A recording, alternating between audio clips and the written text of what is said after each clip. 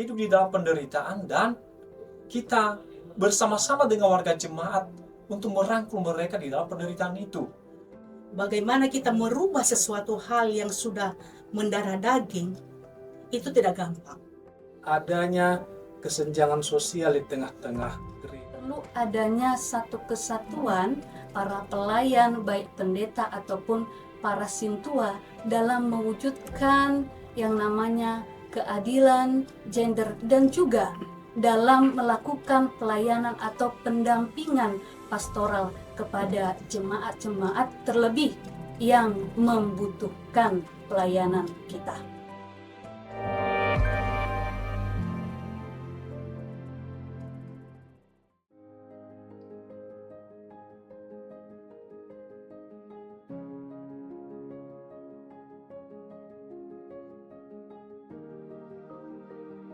Nama saya Pendeta Nurmawati Zebua dari Sinode GNKP Indonesia. Nama saya Yopiaman Berkat Nazara. Saya vikar di BNKP. Perkenalkan, nama saya Pendeta Feni Cahaya Sinurat, Gereja HKI Resok Sirandurung yang melayani di daerah 5, Pantai Barat. Perkenalkan, nama saya Sidua Hotmasondang Perlindungan Purba. Saya melayani di GKPS Gunung Sitoli.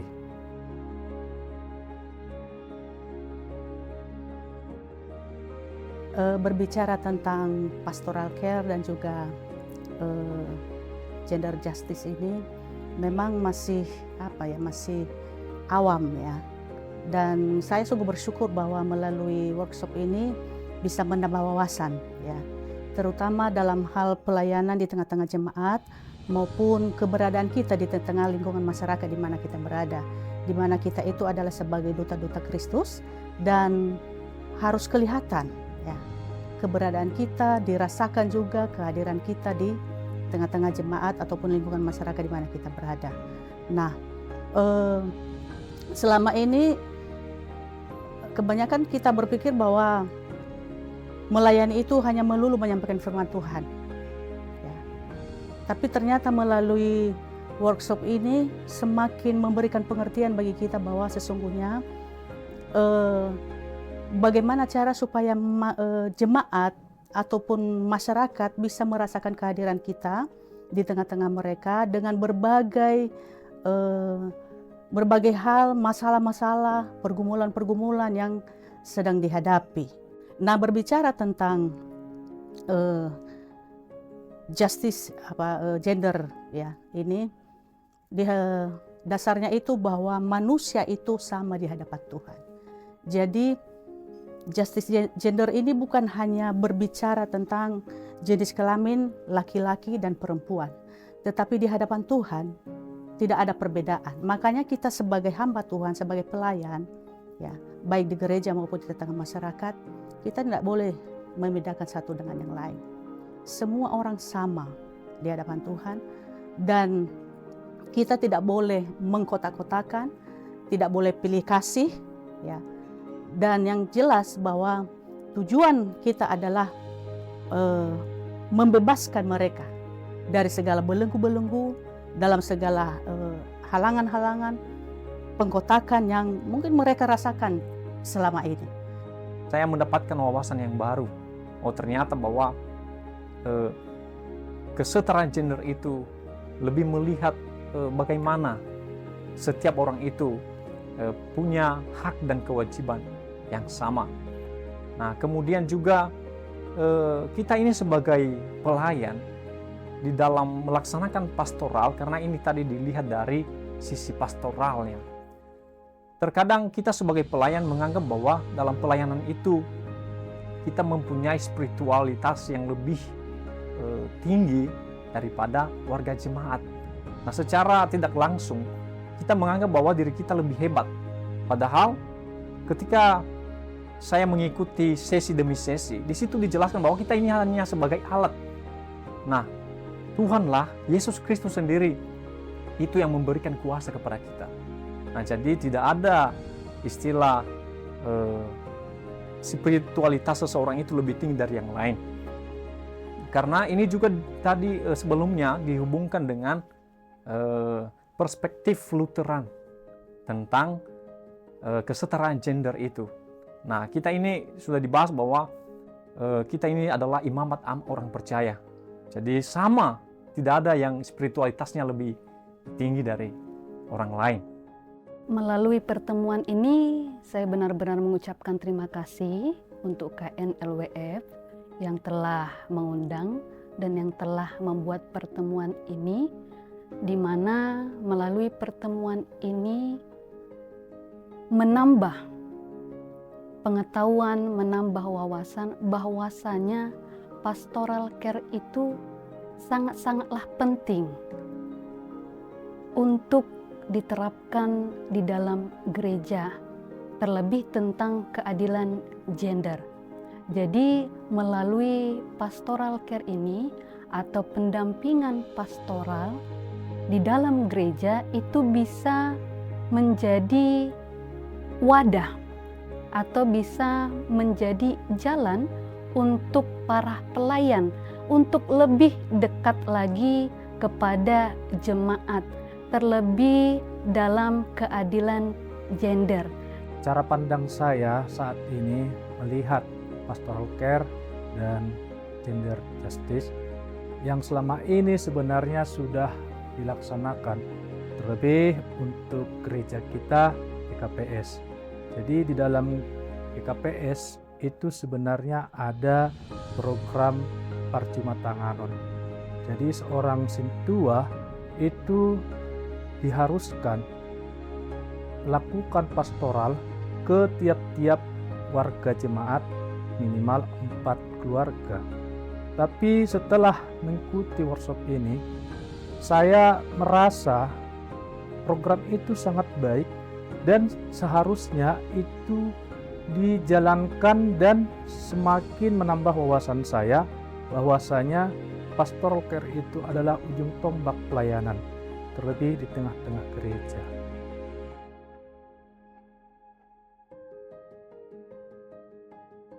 Dalam sesi-sesi selama saya mengikuti, saya mendapat bahwa Lutheran sendiri itu juga menekankan yang namanya kesetaraan gender. Nah, saya melihat di situ bagaimana Lutheran dalam konsep teologi salib. Kemudian imamat ama orang percaya. Nah, di situ juga kita menyadari bahwa Lutheran sendiri menyadarkan bahwa kita sama. Kita ini semua imam orang percaya. Jadi tidak ada yang melebihi spiritualitasnya seperti yang sudah dijelaskan dalam sesi-sesi sebelumnya. Dan kemudian kita ini juga adalah imago Dei Allah. Artinya bahwa kita ini imago Dei, gambar Allah yang begitu indah. Walaupun kita ini berbeda-beda, beragam. Kita dalam gereja mungkin punya status sosial atau memiliki beragam status sosial atau cara berpikir yang berbeda-beda, tetapi harus kita pahami bahwa kita melayani orang itu tidak memandang dari statusnya itu, tetapi kita melayani, memandang dia sebagai imago Dei.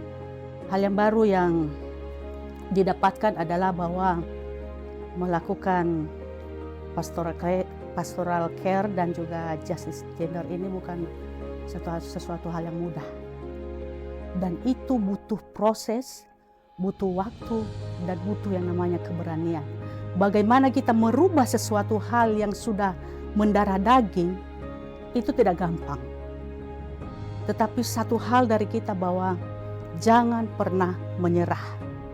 Ya, sampai kita berusaha dan sampai perubahan itu terjadi. Melalui workshop yang 3 hari ini benar-benar membuka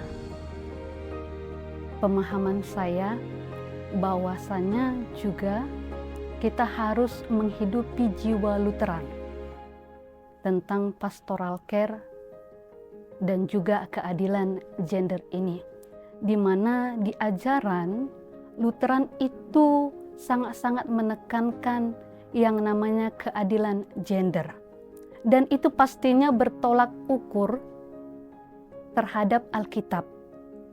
Alkitablah menjadi tolak ukur Lutheran untuk menegakkan keadilan. Dan itu juga bisa dilakukan dalam hal pendampingan pastoral. Itu karena berkaitan satu sama lain. Satu hal baru yang saya dapatkan yaitu di dalam melaksanakan pastoral care itu, kita tidak bisa mengandalkan diri kita sendiri. Kita harus merendahkan diri di hadapan Tuhan. Kita hanya sebagai alat Tuhan. Tuhan yang bekerja melalui kita. Kita hanya saluran, dan Tuhanlah yang memampukan kita dalam melayani setiap jemaat, baik itu yang ada di sekitar kita, walaupun itu tidak jemaat kita. Jadi bagaimana kita boleh melakukan keadilan itu tanpa memandang siapa dia, apa latar belakangnya.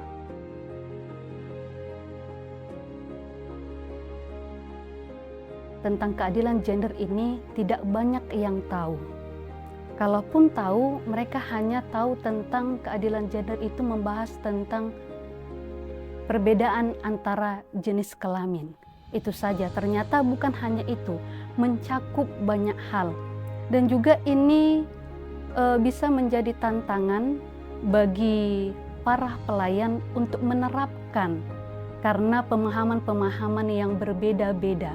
Menjadi tantangan terbesar menurut saya yang pertama adalah kebudayaan atau kebiasaan gereja yang saat ini yang masih melihat bahwasanya tidak begitu penting pastoral care, bahkan adanya kesenjangan sosial di tengah-tengah gereja. Ini akan menjadi tantangan terbesar bagi saya. Ya, tantangan terbesar menurut saya adalah penolakan. Pasti ada penolakan. Kenapa? Di dalam konteks gereja di mana saya pernah melayani, di situ para tokoh-tokoh adat sangat berperan di dalam gereja. Mereka punya power, kekuatan mengambil keputusan di dalam gereja. Padahal mereka sebenarnya bukan majelis, yang sebenarnya tidak ada wewenang mereka di situ. Tetapi dalam konteks budaya sekarang ini perlu harus memberikan pemahaman. Seorang pelayan memberikan pemahaman kepada warga jemaat, terlebih kepada tua-tua adat itu. Tantangan terbesar adalah bahwa tidak semua yang kita sampaikan, apalagi itu hal-hal baru, diterima. Pasti ada yang namanya penolakan. Karena apa? Kadangkala orang yang kita hadapi mungkin ya memiliki pengaruh, baik itu di lingkungan jemaat maupun di lingkungan masyarakat.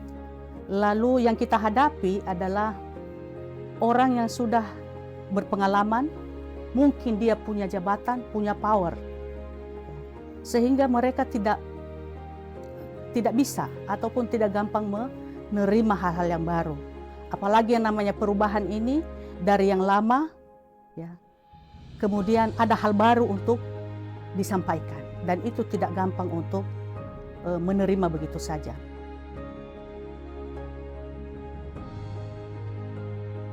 Satu kata, yaitu berdampak.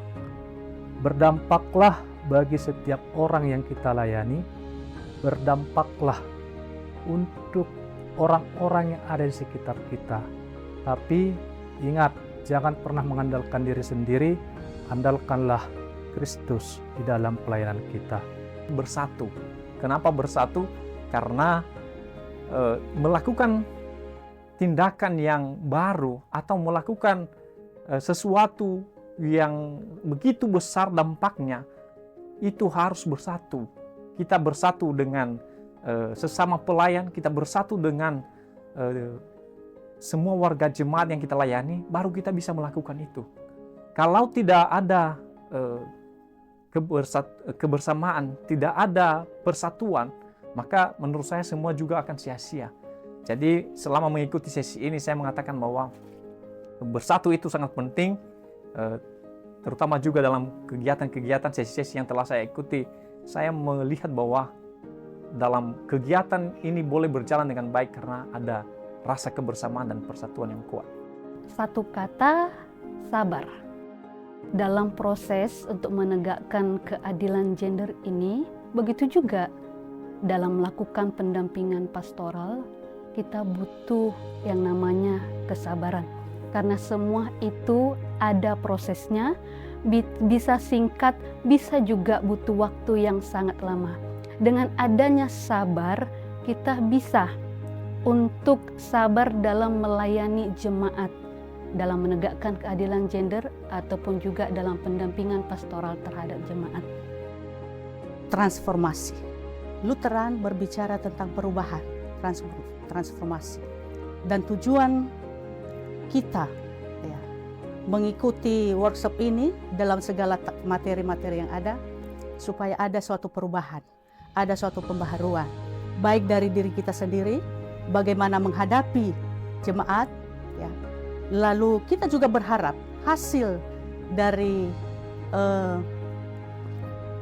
materi ataupun melalui keberadaan kehadiran kita membawa perubahan bagi jemaat, bagi lingkungan masyarakat di mana kita berada.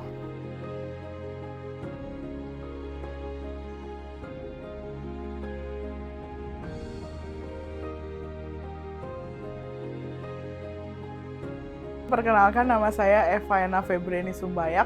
Di Komite Nasional LWF Indonesia, saya bekerja sebagai Program Officer untuk bidang Gender Justice. Halo semua, perkenalkan saya Tofler Sijabat.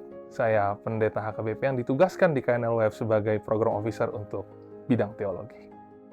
Saya Uli Silpia Simanjuntak, saya dari tim komunikasi sebagai Jurnalis Officer.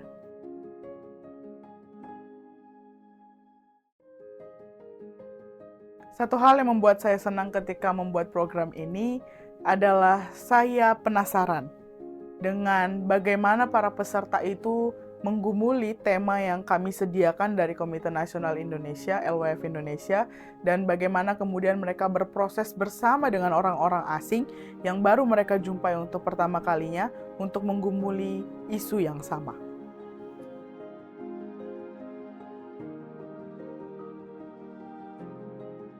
Alasan pertama dari kami ketika memilih NIAS sebagai tempat untuk pelatihan workshop ini adalah ingin mencari tahu bagaimana pola pandang NIAS dan kebudayaannya dalam melihat pastoral care dan juga gender justice.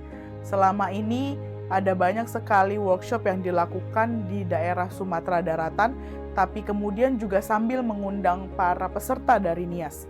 Tapi menurut saya kali ini yang berbeda adalah bagaimana kita melihat secara langsung dan mengadakan workshop secara langsung di NIAS bersama dengan orang-orang NIAS dan juga anggota gereja Sinode LWF lainnya yang ada di Pulau Nias.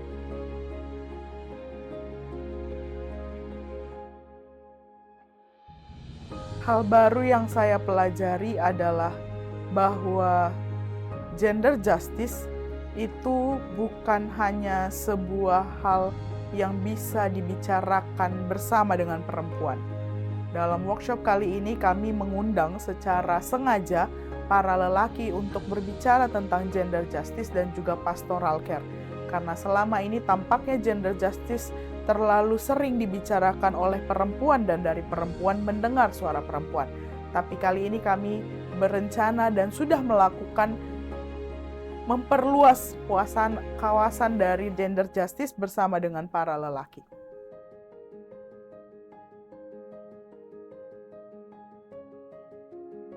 Sebenarnya saya sudah lama belajar tentang pastoral care.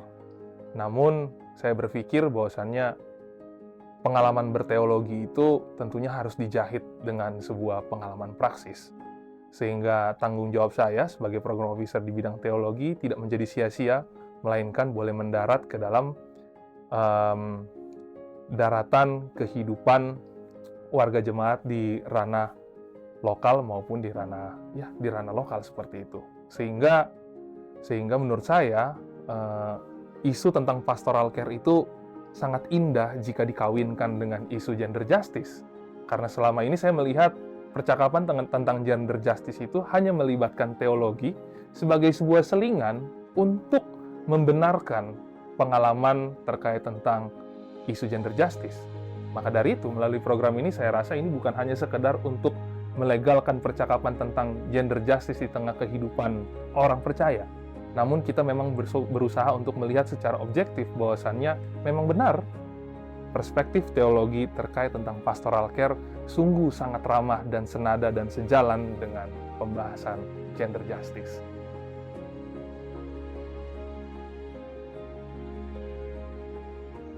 Sebenarnya yang saya pikirkan tadinya ketika berbicara tentang isu gender justice bersama dengan pandangan pastoral care, tadinya saya hanya berharap bahwasannya gender justice ini dijalankan dan dikumandangkan di tengah dua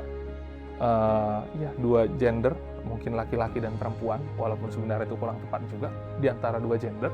Dan harapan saya mungkin pastoral care bisa membantu orang untuk lebih soft spoken di dalam berbicara tentang gender justice. Namun setelah saya mempersiapkan, kebetulan saya meminta diri saya sendiri untuk mengawali sesi pertama dengan pemahaman teologi Lutheran.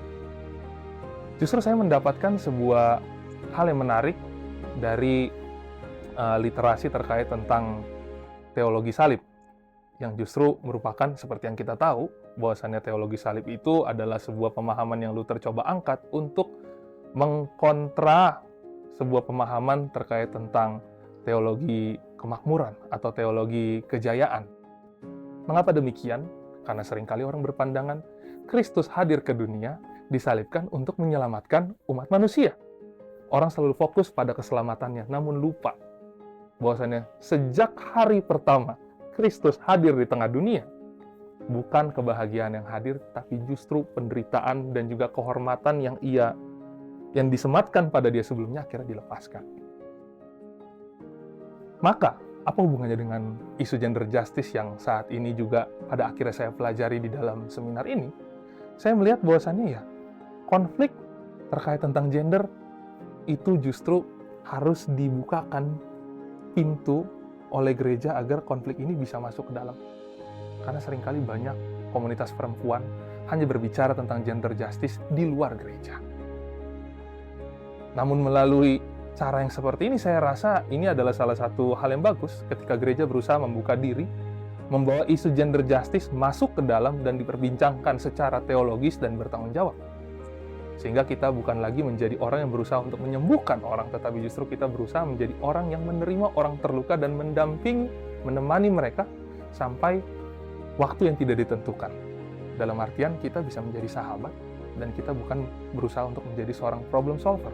Karena problem solver yang sejati hanyalah Allah Bapa itu sendiri yang bekerja melalui Roh Kudus di dalam kehidupan kita.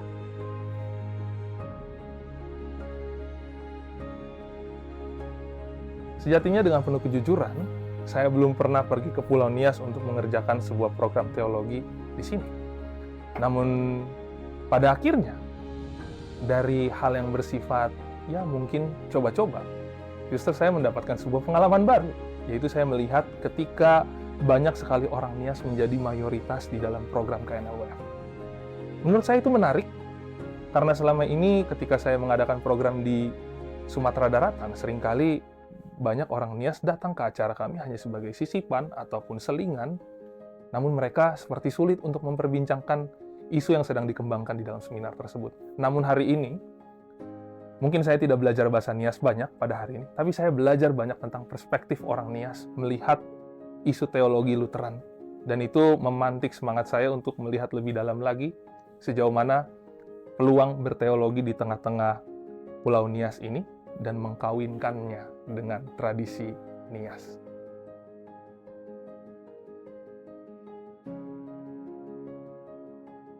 Jadi sebenarnya ada banyak hal yang mungkin bisa saya dapatkan dari kegiatan Pastoral Care Series on Gender Justice, tapi ada satu hal yang paling mengena ke dalam diri saya adalah ketika membicarakan pastoral care.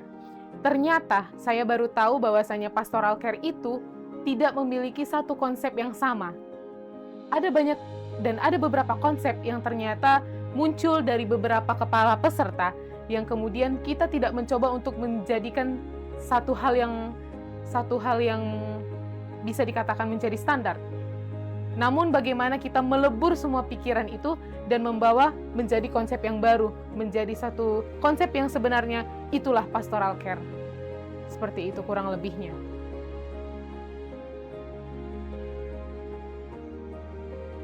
Penerapan gender justice.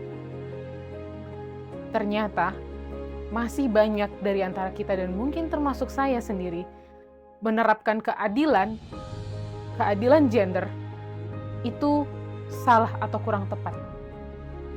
Di mana sebelumnya saya selalu berpikir yang namanya gender justice adalah selalu mengenai perempuan, bagaimana hak perempuan, bagaimana seharusnya perempuan diperlakukan, tapi pada akhirnya bukan itu yang dibicarakan. Gender justice tidak selamanya mengenai jenis kelamin, tapi bagaimana kesetaraan itu diperhadapkan dan dimiliki oleh semua orang.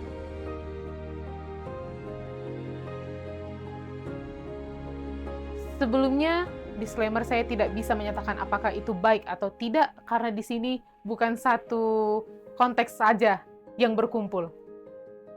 Jadi di sini itu yang saya lihat kita mempunyai dua rumpun atau dua suku, yaitu rumpun Nias dan juga rumpun Batak, di mana kedua rumpun tersebut memiliki karakter masing-masing ketika menyampaikan pesan, ketika berkomunikasi, ataupun ketika mencoba mempertahankan argumen. Itulah yang saya lihat ketika mereka semua melebur menjadi satu kelompok yang berlatar belakang suku atau rumpun yang berbeda-beda. Ketika mereka menyampaikan ide, mendengar satu sama lain, ternyata memang itu satu tantangan yang saya lihat yang diperhadapkan kepada kelompok-kelompok tersebut. Namun mungkin saja mereka tidak menyadari, tapi itu yang saya notice. Tapi hal baiknya adalah ketika mereka berhasil menyatukan satu pendapat, mereka bisa menghasilkan sebuah ide atau sebuah gagasan yang mungkin menjadi satu titik terang dari topik atau dari pembelajaran setiap kegiatan atau setiap sesi tersebut.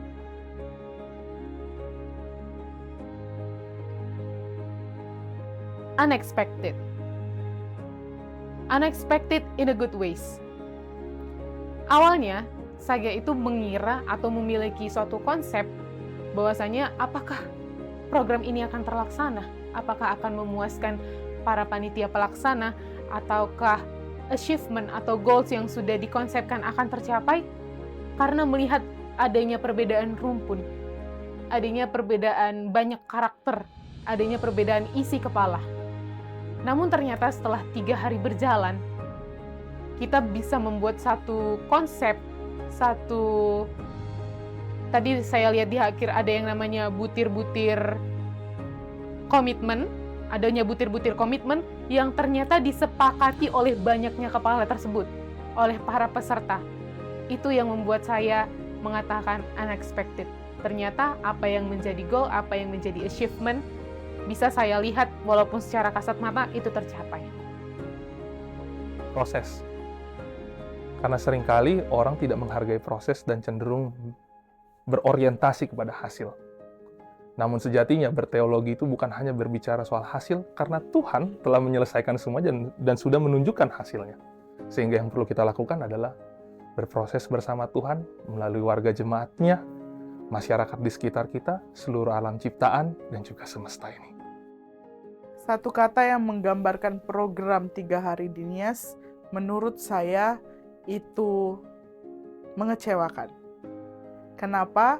Karena ternyata gender justice walaupun bukan hal yang baru tapi masih tidak bisa dibicarakan secara nyata baik oleh para peserta yang kemungkinan masih memikirkan bagaimana hal-hal teoritis dan melupakan bahwa hal paling penting dari membicarakan pastoral care bersama dengan gender justice adalah duduk, mendengarkan, dan juga berempati.